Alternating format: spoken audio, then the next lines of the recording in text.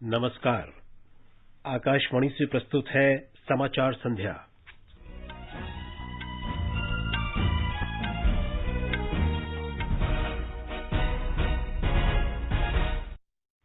प्रधानमंत्री नरेंद्र मोदी ने कहा, भारत ने क्रांतिकारी बदलावों के लिए वैश्विक महामारी के बीच देश में संरचनात्मक सुधार किए। प्रधानमंत्री ने कोविड महामारी के दौरान समुचित व्यवहार के लिए जन आंदोलन अभियान का शुभारंभ किया। उन्होंने लोगों से मास्क पहनने, हाथ धोने और सुरक्षित दूरी का पालन करने की अपील की। Air chief marshal Rakesh Kumar Singh Bhadauria ने कहा, वायुसेना ने अपनी प्रतिबद्धता, इच्छा शक्ति और संचालन क्षमता का बखूबी प्रदर्शन किया है और आवश्यकता पड़ने पर किसी भी विपरीत स्थिति से प्रभावी ढंग से सामना करेगी। बिहार में विधानसभा चुनाव के पहले चरण के लिए नामांकन भरने की प्रक्रिया संपन्न और आईपीएल क्रिकेट में दुबई में सनराइजर्स हैदराबाद और किंग्स 11 पंजाब के बीच मुकाबला जारी।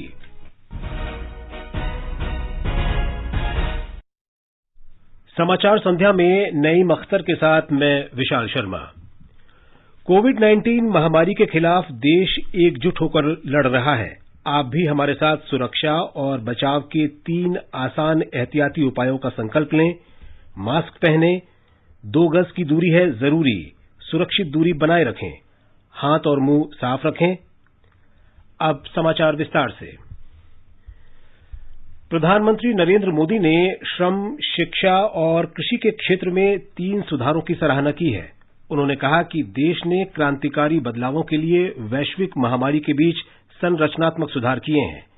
कनाडा में आज इन्वेस्ट इंडिया सम्मेलन को वर्चुअल रूप से संबोधन में श्री मोदी ने कहा कि सरकार के सुधारों के फलस्वरूप कारोबार करना आसान बनाने के मामले में देश की रैंकिंग में महत्वपूर्ण सुधार हुआ है। वर्ष 2019 के दौरान देश में प्रत्यक्ष विदेशी निवेश में महत्वपूर्ण वृद्धि का उल्लेख करते हुए प्रधानमंत्री ने कहा कि देश में कंपनी अधिनियम के कई प्रावधानों के तहत कुछ गतिविधियों को अपराध की परिभाषा से बाहर कर दिया गया है। We have undertaken significant reforms for developing a robust bond market. We have come up with incentive schemes for champion sectors.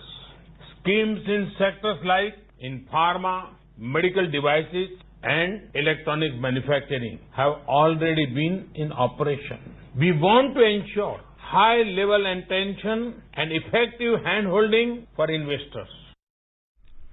प्रधानमंत्री ने कहा कि विदेशी प्रत्यक्ष निवेश के नियमों में छूट देने, कर प्रणाली को आसान बनाने और अन्य महत्वपूर्ण बदलावों के जरिए कई सुधार किए गए हैं।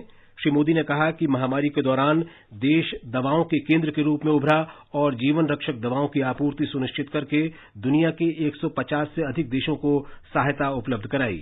We want to help the entire world when it comes to vaccine production for COVID-19. The India story is strong today and stronger tomorrow. प्रधानमंत्री ने कहा कि नए भारत में सबके लिए अवसर मौजूद हैं। देश के बारे में हर किसी के नजरिए और धारणा में परिवर्तन का उल्लेख करते हुए श्री मोदी ने कहा कि भारत में वे सभी आवश्यक और महत्वपूर्ण खूबियां हैं जो निवेश आकर्षित करने के लिए होनी चाहिए। उन्होंने कहा कि देश में गतिशील लोकतंत्र, सरकार की स्थिरता, व्यवसाय में पारदर्शिता और विशाल बाजार की उपलब्धता सभी निवेशकों के लिए लाभप्रद परिणाम सुनिश्चित करते हैं। There is an opportunity for everyone, institutional investors, manufacturers, supporters of innovations, ecosystems, and infrastructure companies. There is an opportunity to invest, to set up units, and to run businesses. There is an opportunity to partner with our private sector and with the governments. There is an opportunity to earn as well as learn. Not only that, as well as to lead. There is an opportunity to grow. प्रधानमंत्री ने बताया कि सरकार ने लगभग 80 करोड़ लोगों को अनाज उपलब्ध कराने के जरिए महामारी के बीच देश के नागरिकों की किस तरह देखभाल की। उन्होंने कहा कि लगभग 40 करोड़ लोगों को प्रत्यक्ष लाभ अंतरण योजना से फायदा हुआ। व्यवस्था में आमूल परिवर्तन के लिए आवश्यक सुधार के कारण ये संभव हो सका। भारत के लचीलेपन का उल्लेख करते हुए श्री मोदी ने कहा कि देश ऐसे समय समाधानों की भूमि के रूप में उभरा जब पूरी दुनिया महामारी के दुष्प्रभावों से जूझ रही थी। प्रधानमंत्री नरेंद्र मोदी ने आज कोविड महामारी की रोकथाम संबंधी समुचित व्यवहार के बारे में जन आंदोलन अभियान का शुभारंभ किया। आने वाले त्योहारों और सर्दियों तथा आर्थिक गतिविधियों की शुरुआत को देखते हुए ये अभियान चलाया जा रहा है। श्री मोदी ने लोगों से कोरोना संक्रमण से संघर्ष में एकजुट रहने की अपील की। उन्होंने हमेशा मास्क लगाने, हाथों की साफ सफाई रखने और 2 गज की दूरी के नियम का पालन करते हुए सुरक्षित दूरी बनाए रखने की अपील की। प्रधानमंत्री ने कहा कि कोविड से संघर्ष एक जन आंदोलन है और इसे कोविड योद्धाओं के समर्पण से शक्ति मिली है। उन्होंने कहा कि हमारे सामूहिक प्रयासों से अनेक लोगों की जान बचाई जा सकी है। श्री मोदी ने कहा कि हमें अपने प्रयासों की ये गति बनाए रखनी होगी और इस घातक संक्रमण से लोगों का बचाव करना होगा। प्रधानमंत्री ने आकाशवाणी से अपने पिछले मन की बात कार्यक्रम में लोगों को मास्क पहनने की याद दिलाई थी। कोरोना के इस कालखंड में मैं फिर एक बार आपको याद कराऊंगा, मास्क अवश्य रखें, फेस कवर के बिना बाहर न जाएं, 2 गज की दूरी का नियम आपको भी बचा सकता है, आपके परिवार को भी बचा सकता है। ये कुछ नियम हैं, इस कोरोना के खिलाफ लड़ाई के हथियार है, हर नागरिक के जीवन को बचाने के मजबूत साधन है। और हम न भूलें, जब तक दवाई नहीं तब तक ढिलाई नहीं। सूचना और प्रसारण मंत्री प्रकाश जावड़ेकर ने बताया कि इस अभियान में समाज के सभी वर्ग के लोगों को शामिल किया जाएगा। जब दवा नहीं है और जब वैक्सीन नहीं है तो एक ही सुरक्षा कवच है। सुरक्षा कवच की एक त्रिसूत्री है, मास्क, सुरक्षित दूरी और बराबर हाथ धोना। ये 3 सूत्रों पर हर कोई अपना स्वास्थ्य को ठीक रख सकता है और यही त्रिसूत्री बचाव के बारे में एक जन आंदोलन शुरू होगा। लोगों के संपर्क के सभी ठिकानों पर बैनर, पोस्टर, स्टिकर लगेंगे। जहां भी लोग काम के लिए जाते हैं, ऐसे सभी जगह ये एक जन चेतना की मुहिम चलेगी। सोशल मीडिया में भी कैंपेन चलेगी। पूरी देश की सभी संस्था, समाज के मान्यवर लोग और बाकी भी सामान्य जनता इसमें शामिल होगी।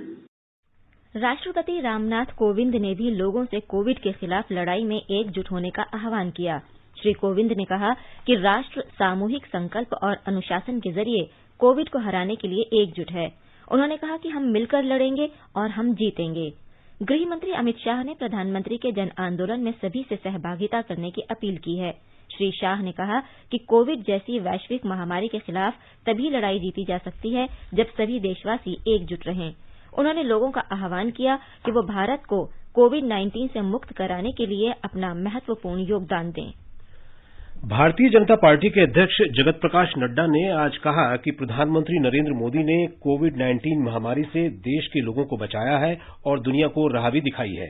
श्री नड्डा ने कहा कि प्रधानमंत्री मोदी के नेतृत्व में साहसिक निर्णय लिया गया और समय पर लॉकडाउन लागू किया गया और 130 करोड़ देशवासियों ने खुले दिल से उसका समर्थन किया।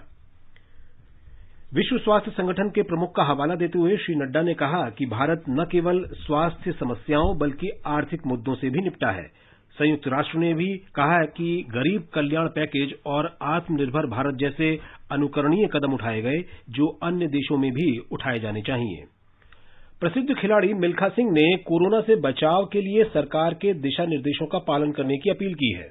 कोरोना की बीमारी है वो सारी दुनिया के अंदर फैली हुई और डॉक्टर लोग हमें सुजेस्ट करते हैं कि कोरोना से बचने के लिए हमें अपना मुंह और नाक जो है वो बंद रखनी चाहिए, कपड़े से ढकनी चाहिए। दूसरी बात वो सुजेस्ट करते हैं कि जब आप किसी से बात करते हैं तो कम से कम 2-3 गज की दूरी होनी चाहिए ताकि आपका और उसका सांस जो है आपस में न मिल पाए। और तीसरी बात वो सुजेस्ट करते हैं कि आप अपने हाथ जो है वो बार बार धोते रहिए। तो इसके अलावा मैं आप लोगों से और चीज सुजेस्ट करना चाहता हूं कि अगर कोरोना से बचना है तो एक्सरसाइज आदमी के लिए बहुत जरूरी है। पंडवानी लोक गायिका तीजन बाई ने भी लोगों से दिशा निर्देशों का पालन करने की अपील की। घर से बाहर ज्यादा मत निकलो, सबसे जरूरी है हाथ धोना, साथ साथ में हाथ बिना धोए नाक मुंह मत छुआओ। 10 जन 12 जन एक साथ मेरेंगे नहीं सके, कम से कम 1 मीटर दूरी होके काम करे। दुकान भी में कोई न लाइन लगे है तो दूरिया में रह के काम करो और मुंह बांध के चलो। मैंने घर में रहो तो कोई बात नहीं, बाहर में थोड़ा भी निकलत हो तो अपन मुंह बांध लेवा और बांध के निकलो। यही हमारे मन के आप मन से प्रार्थना है, गुजारिश है। राजस्थान से प्रसिद्ध गजल गायक अहमद हुसैन और पारंपरिक हस्तशिल्प कलाकार रूमा देवी ने भी लोगों से जन आंदोलन को सफल बनाने की अपील की है।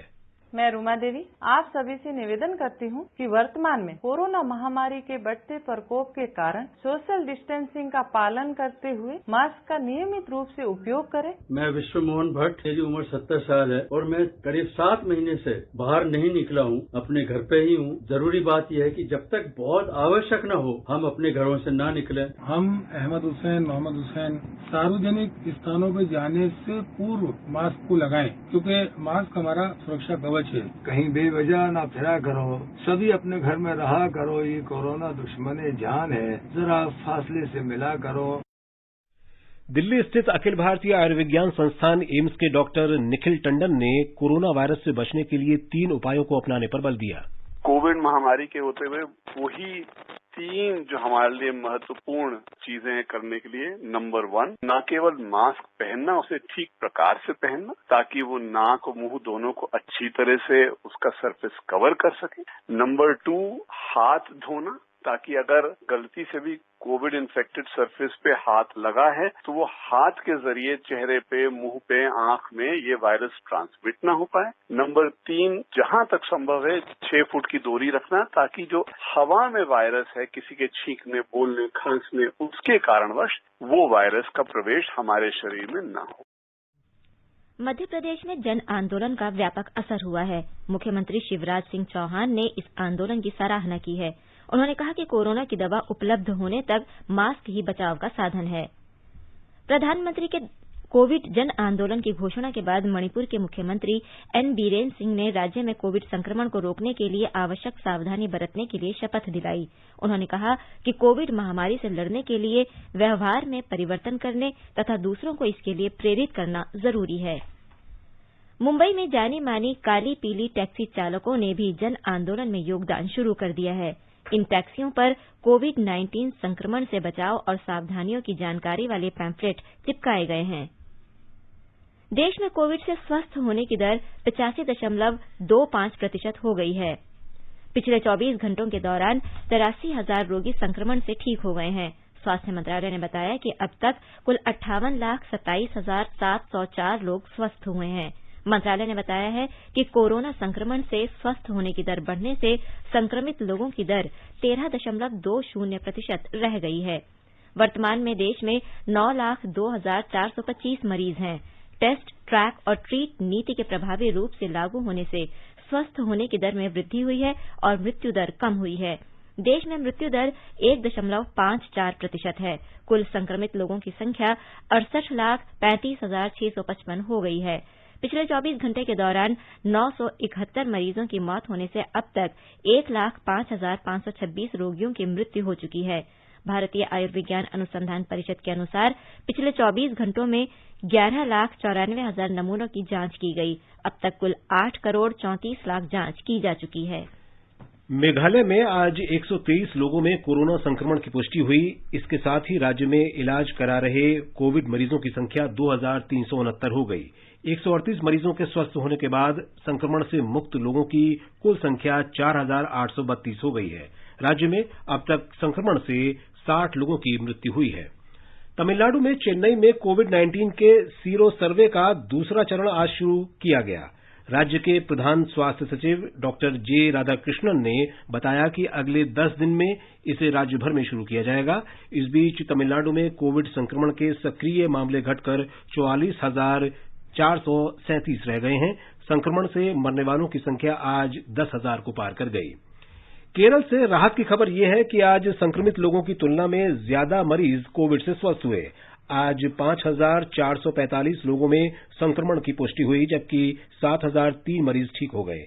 राज्य में अब तक एक दिन में स्वस्थ होने वाले लोगों की यह सबसे बड़ी संख्या है।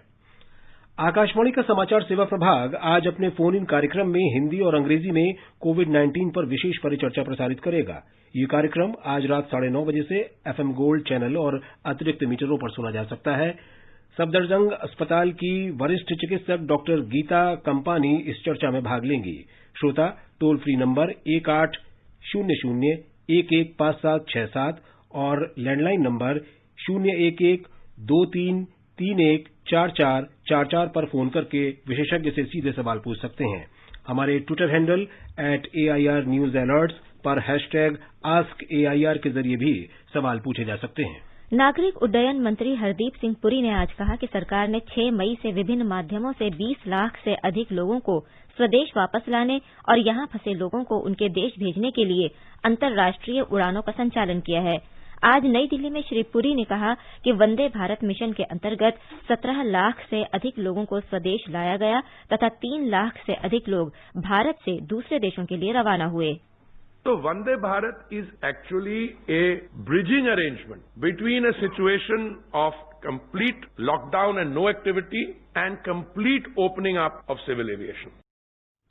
अंतर्राष्ट्रीय यात्रा के बारे में श्री पुरी ने कहा कि सरकार ने 16 देशों के साथ एयर बबल व्यवस्था शुरू की है। ये समाचार आकाशवाणी से प्रसारित किए जा रहे हैं। ताजा समाचार जानने के लिए आप हमारे Twitter handle @AIR News Hindi को फॉलो कर सकते हैं।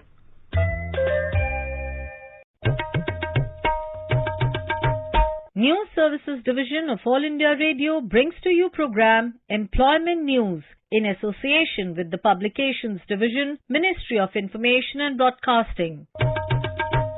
An effective platform for information on job vacancies, training programs, admission notices, results and career advice with experts. Every day at 4:20 p.m. on FM Gold and other frequencies and on our YouTube channel AIR News Official.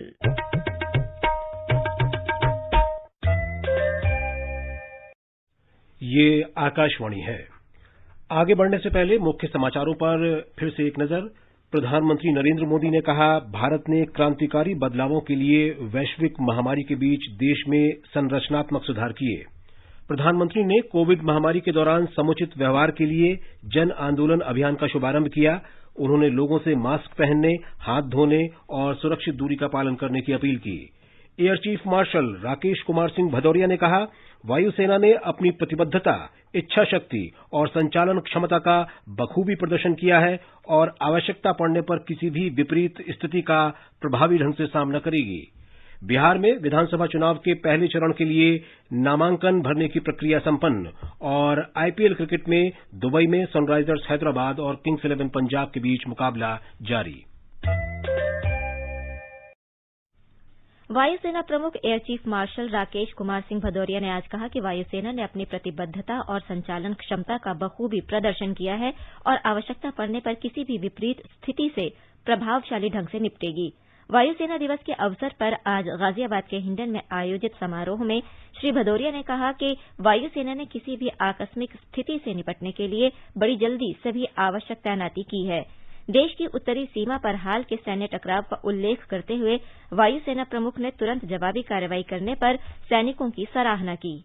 The evolving threat matrix in our region is becoming complex, ranging from aspirational adversaries with huge investment in military arsenal to those collusively supported by non-state actors. Apart from growing sub-conventional threats emanating from terrorism and cyberspace, disruptive technologies and easy access to low-cost options like drones are increasingly demanding greater attention to the sub-conventional domain. The recent induction of state-of-art Rafale, Chinook and Apache aircraft have added significantly to our combat capability over our adversaries in the battlefield. राष्ट्रपति, उपराष्ट्रपति और प्रधानमंत्री ने वायुसेना दिवस के अवसर पर वायुसेना के सभी कर्मियों को शुभकामनाएं दी हैं। वायुसेना की स्थापना 8 अक्टूबर 1932 को हुई थी। बिहार में विधानसभा की 71 सीटों के लिए पहले चरण की नामांकन प्रक्रिया आज संपन्न हो गई। भारतीय जनता पार्टी, राष्ट्रीय जनता दल, कांग्रेस, लोक जनशक्ति पार्टी तथा अन्य दलों के उम्मीदवारों ने आज अंतिम दिन अपने पर्चे दाखिल किए।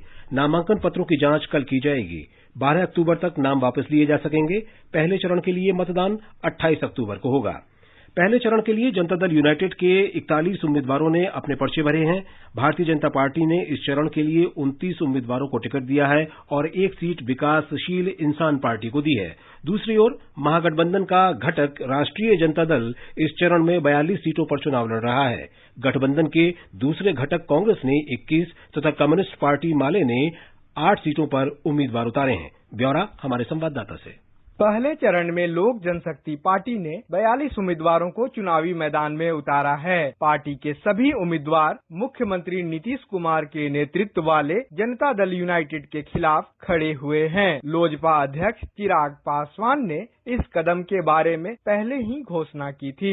पहले चरण में जिन उम्मीदवारों ने नामांकन पर्चे भरे हैं, उनमें पूर्व मुख्यमंत्री जीतन राम मांझी, विधानसभा के पूर्व अध्यक्ष उदय नारायण चौधरी, कृषि मंत्री प्रेम कुमार और भूमि सुधार तथा राजस्व मंत्री राम नारायण मंडल प्रमुख हैं। धर्मेंद्र कुमार राय, आकाशवाणी समाचार, पटना। कर्नाटक विधानसभा की 2 सीटों और विधान परिषद की 4 सीटों के चुनाव को लेकर राज्य में राजनीतिक सरगर्मी बढ़ गई है। 2 स्नातक और 2 शिक्षक सीटों के लिए 28 अक्टूबर को मतदान होगा। आरआर नगर तथा सीरा विधानसभा सीटों के लिए 3 नवंबर को वोट डाले जाएंगे। एक रिपोर्ट। विधान परिषद की 4 सीटों पर चुनाव बीजेपी के लिए अहमियत रखती हैं। विधान परिषद के 75 सीटों में से केवल 23 सीट बीजेपी के पास हैं। कांग्रेस के पास 31 और जेडीएस के पास 11 सदस्य हैं। इनके अलावा एक सभाध्यक्ष, 5 निर्दलीय सदस्य हैं और 4 स्थान खाली हैं।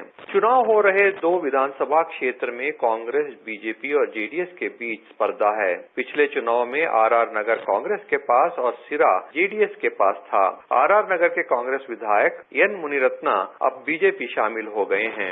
आरआर नगर से कांग्रेस ने आईएएस अधिकारी जीके रवि की पत्नी एच कुसुमा को टिकट दिया है। सुधींद्र, आकाशवाणी समाचार, बेंगलुरु।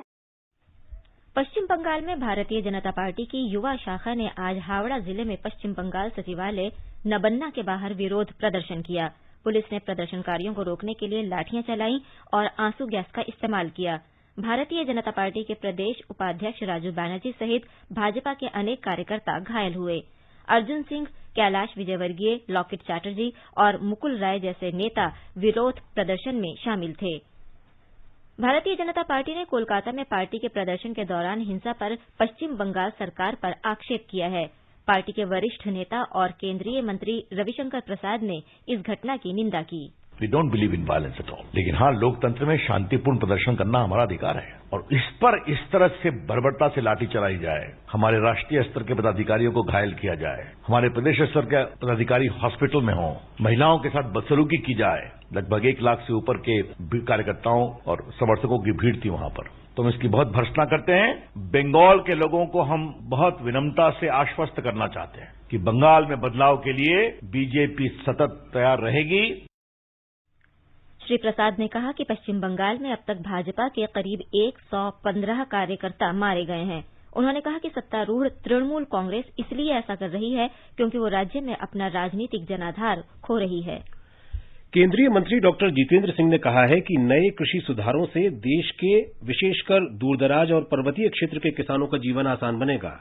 जम्मू कश्मीर में किसानों, सरपंचों, पंचों और पंचायतों के स्थानीय कार्यकर्ताओं के साथ आज बातचीत के दौरान डॉक्टर सिंह ने कहा कि नए कृषि सुधारों से खासतौर से दूरदराज और सीमावर्ती क्षेत्रों के निवासी किसानों के लिए नए क्रांतिकारी रास्ते खुले हैं।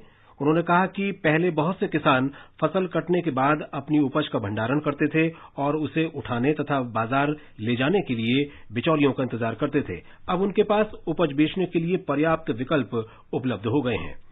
कार्मिक और प्रशिक्षण विभाग ने सरकारी कर्मचारियों को जम्मू कश्मीर, लद्दाख, पूर्वोत्तर क्षेत्र तथा अंडमान और निकोबार द्वीप समूह के लिए यात्रा के दौरान एलटीसी सुविधा का फिर से लाभ देने संबंधी आदेश जारी कर दिया है। केंद्रीय मंत्री जितेंद्र सिंह ने बताया कि ये सुविधा फिलहाल 25 सितंबर 2022 तक उपलब्ध रहेगी। उन्होंने कहा कि पात्र सरकारी कर्मचारी अपने गृह नगर के लिए एलटीसी के स्थान पर जम्मू कश्मीर, पूर्वोत्तर क्षेत्र, लद्दाख और अंडमान निकोबार द्वीप समूह के लिए एलटीसी का उपयोग कर सकेंगे।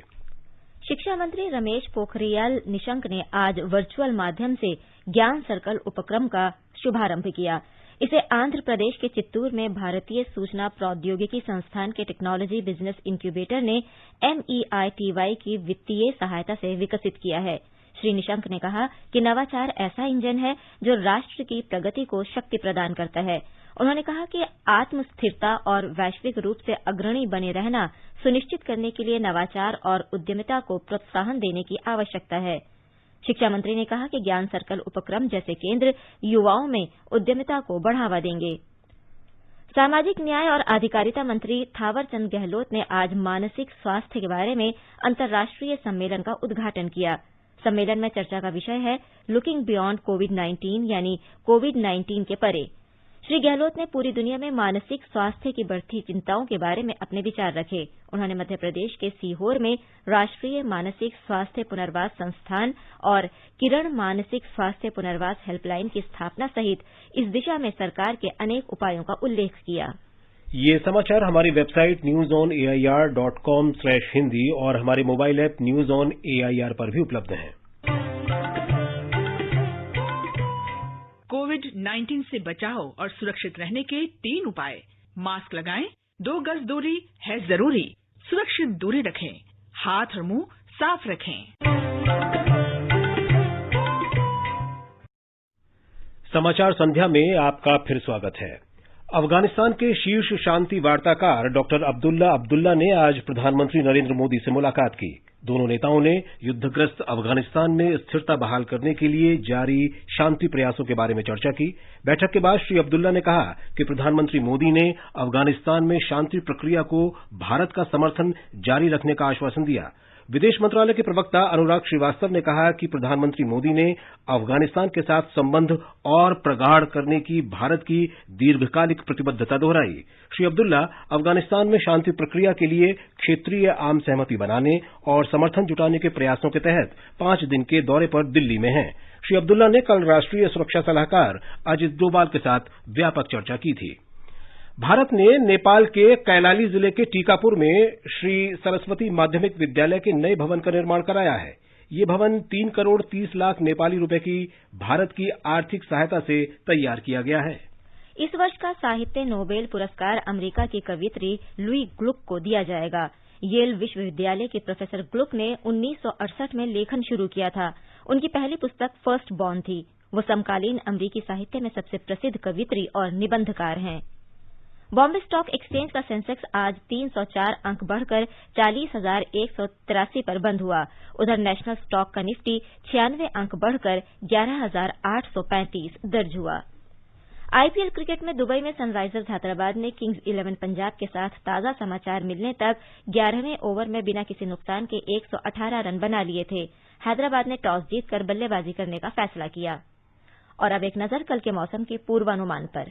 राष्ट्रीय राजधानी दिल्ली में आमतौर पर आसमान साफ रहेगा। न्यूनतम तापमान 19 डिग्री और अधिकतम 35 डिग्री सेल्सियस रहने का अनुमान है। मुंबई में आंशिक रूप से बादल छाए रहेंगे। न्यूनतम तापमान 27 और अधिकतम 34 डिग्री सेल्सियस रहेगा। चेन्नई में तापमान 27 और 36 डिग्री सेल्सियस के बीच रहेगा। कोलकाता में हल्की बारिश पड़ सकती है। न्यूनतम तापमान 26 डिग्री और अधिकतम तापमान 34 डिग्री सेल्सियस के बीच रहेगा। गुवाहाटी में न्यूनतम तापमान 25 डिग्री और अधिकतम तापमान 34 डिग्री सेल्सियस रहेगा। उत्तर में केंद्र शासित प्रदेश जम्मू कश्मीर में जम्मू में न्यूनतम तापमान 19 डिग्री और अधिकतम तापमान 34 डिग्री सेल्सियस के आसपास रहेगा। शहर में मुख्य रूप से आसमान साफ रहेगा। श्रीनगर में भी आमतौर पर आसमान साफ रहेगा और वहां तापमान 5 से 27 डिग्री सेल्सियस के बीच रहेगा। लद्दाख में आसमान साफ रहेगा। न्यूनतम तापमान 0 से 2 डिग्री नीचे और अधिकतम तापमान 21 डिग्री सेल्सियस के बीच रहेगा। गिलगित में आंशिक रूप से बादल छाए रहेंगे। तापमान 7 से 29 डिग्री सेल्सियस के बीच रहने के आसार हैं। मुजफ्फराबाद में न्यूनतम तापमान 12 डिग्री और अधिकतम तापमान 32 डिग्री सेल्सियस के आसपास रहेगा। समाचार कक्ष से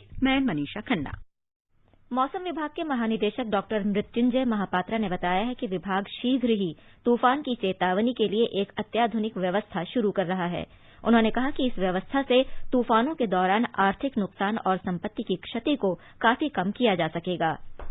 न्यू डेवलपमेंट बैंक ने भारत में 74 करोड़ 10 लाख डॉलर लागत वाली बुनियादी परियोजनाओं को मंजूर कर लिया है। ये बैंक ब्रिक्स बैंक के नाम से भी जाना जाता है। शंघाई स्थित इस बैंक ने कहा है कि बैंक के निदेशक बोर्ड ने Delhi Ghaziabad Meerut regional rapid transit system के लिए 50 करोड़ डॉलर और मुंबई मेट्रो रेल द्वितीय की 6ठी लाइन के लिए 24 करोड़ 10 लाख डॉलर का ऋण मंजूर कर लिया है।